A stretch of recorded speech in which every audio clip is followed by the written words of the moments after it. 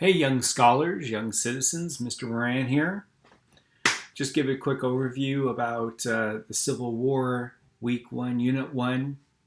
We covered a lot of different things. The first thing was that kind of strange lesson or activity we started off where I was making a connection between pollution and slavery.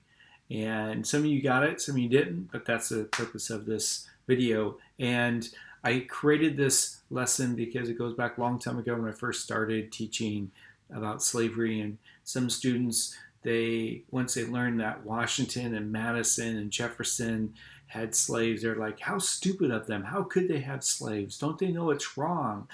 Well, from our perspective, yes, we know it's wrong. And they knew it was wrong too. But for us to understand it, I added this lesson, and that is trying to get you to understand this. And that is, we do know that burning fossil fuels is bad for the environment. It's bad for your health. But we still do that. And there are people who call themselves environmentalists that are opposed to pollution and air pollution, yet they still use fossil fuels, albeit it might be just a small amount. But if you live in a modern society, there's no two ways around it. You're going to be using fossil fuels. It just doesn't mean you're driving cars or riding airplanes, but if you order something on Amazon, for instance, how does that package get to your house? 99% of the time, it's because of a truck that is using fossil fuels. And yet we understand that, as in this activity, if the government were to pass a law today saying that we have to end the use of fossil fuels, that would destroy our economy and destroy our way of life.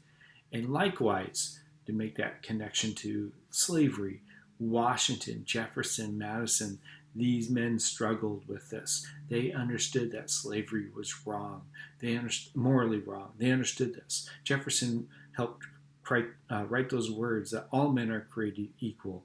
They're endowed by their Creator with certain inalienable rights. Among them are life, liberty, and the pursuit of happiness.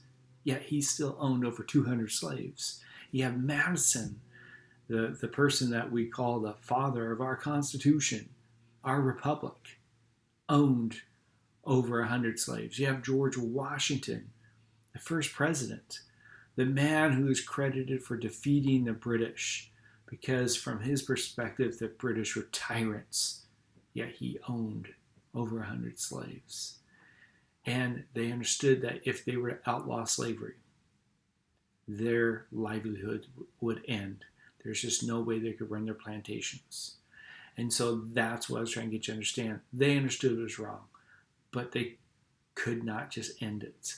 Their livelihoods would end. Likewise, we can't just end the use of fossil fuels. And then we went into all those compromises. There's a whole slew of them, but there's compromises from the get-go, and that goes back to what you learned in 7th grade with the Constitutional Convention, how those 3 states said, hey, if you think about banning slavery, we are out of here. And that was Georgia, North and South Carolina. They said, we are out of here. And so from those early days, we had compromise after compromise after compromise, trying to keep the Union together, clear up until the Civil War. And then there was the other assignment, trying to get you to understand how bad slavery was. That if you were an enslaved person, you had 0 rights. You were considered property with no rights. And because you were property, the person that owned you, they could do anything to you.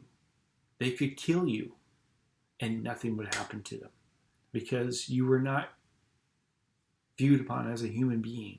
You're viewed upon as property. To put this in a modern way, let's pretend I go out and I buy a brand new F-350 pickup. Now, for those of you who don't know about F-350 pickup, it's about a $70,000 vehicle. I have just purchased it. I drive it off the Ford dealership parking lot. And if I bring that home, and if I take a baseball bat or a crowbar to my brand new F-350 pickup, and I start whacking it and destroying it and breaking the windows, do I have that right to do that? And all of you are nodding your head saying, yes, you do, Mr. Moran. But most people would think I'm nuts because I am destroying a very valuable piece of property. But I can do that. That's how they viewed enslaved people.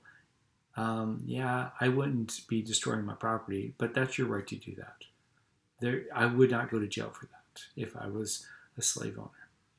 That's because enslaved people had zero rights. And I was trying to get you to understand how bad it was. It is immoral for one person to own another person, because that person that is owned by that person, the slave, they have zero rights. They do not have rights to life, liberty, and the pursuit of happiness. So that's in a nutshell, and I hope that helps you understand some of those main concepts. And if you have any questions, please feel free to visit me during my office hours from 4 to 5 p.m. If you want to talk about history, I'm there for you. If you want to talk about Godzilla, I'm there for you. If you want to talk about soccer, I'm there for you too. So anyways, hope things are going well. Please take care. Love one another and care for each other. Have a great day.